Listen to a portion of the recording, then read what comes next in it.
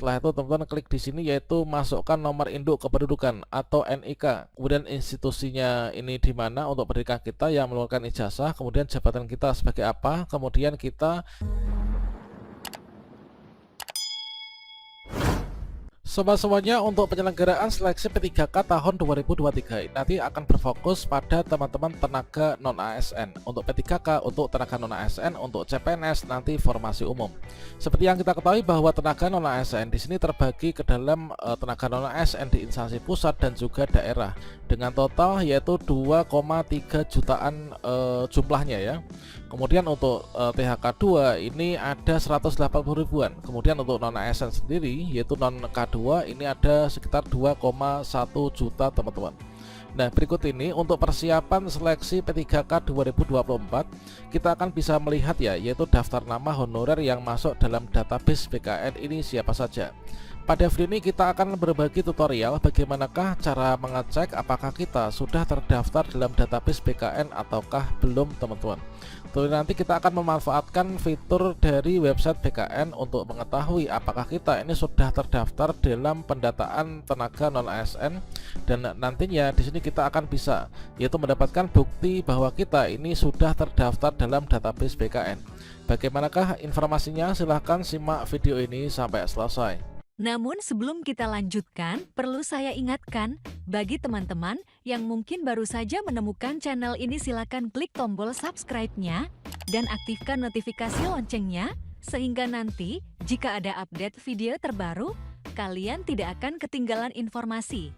Baiklah semuanya, langkah pertama di sini teman-teman untuk mengecek apakah nama kita ini sudah masuk dalam database BKN ataukah belum, apa kita ini sudah terdaftar dalam pendataan tenaga non-ASN tahun 2022 ataukah belum. Maka silakan teman-teman diketikkan ya, yaitu dari yang mana di sini ada link. Teman-teman silahkan di sini diketik secara manual kemudian dipastekan ke Google teman-teman, dikarenakan channel saya ini tidak pernah menyematkan link apapun di deskripsi ya.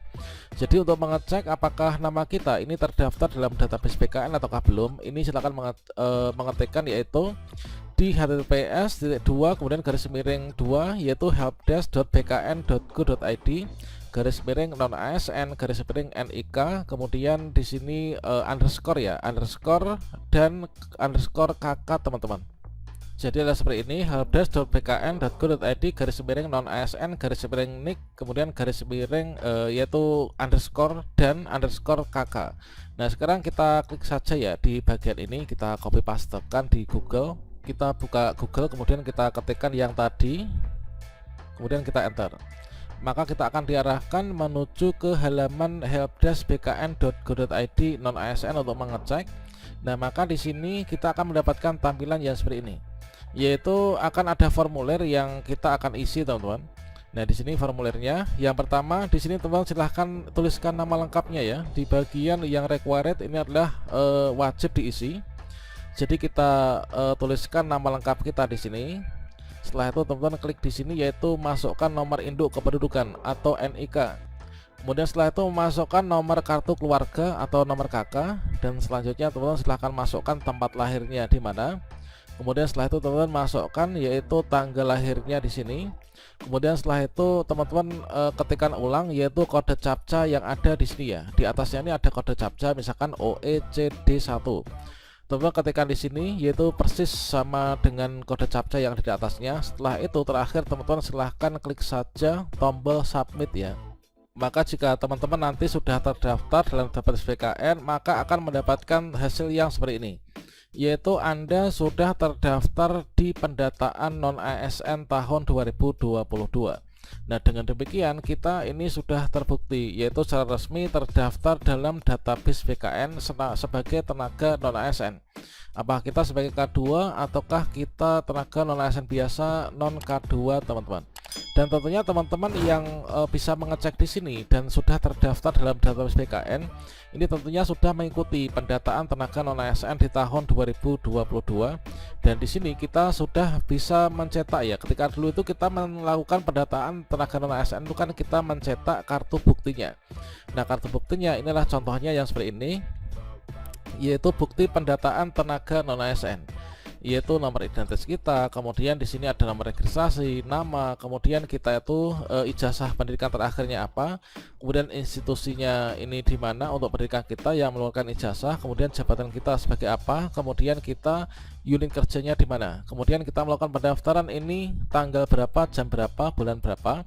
Kemudian untuk riwayat pekerjaan ini kita di sekolah mana. Kemudian untuk detail terkait tentang data kita sebagai tenaga non ASN ini secara lengkap kita bisa dapatkan pada bukti pendataan tenaga non ASN tahun 2022 teman-teman.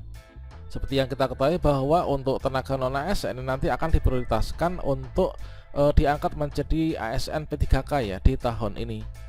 Seperti yang kita ketahui bahwa pemerintah ini telah menyiapkan formasi, yaitu 2,3 juta formasi untuk teman-teman didaftar untuk seleksi P3K dan CPNS di tahun 2024 ini.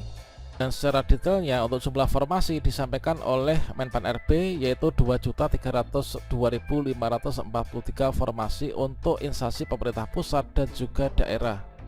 Dan selanjutnya terkait tentang fokus pengadaan calon ASN tahun 2024. Ini terdapat 4 fokus. Yang pertama tenaga guru dan juga tenaga kesehatan. Kemudian seoptimal mungkin menyelesaikan permasalahan tenaga non ASN di instansi pemerintah. Kemudian merekrut talenta-talenta baru atau fresh graduate melalui seleksi CPNS dan juga mengurangi sedapat mungkin rekrutmen jabatan yang akan terdampak oleh transformasi digital dengan mengutamakan talenta digital.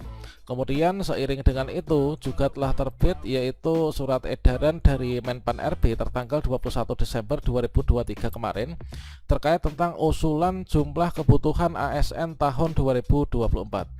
Nah, di sini ada 2,3 juta formasi, alokasi formasi dari Kemenpan RB. Selanjutnya masing-masing pemerintah daerah baik itu pusat maupun juga daerah ini diminta ya untuk melakukan usul kebutuhan calon ASN tahun 2024.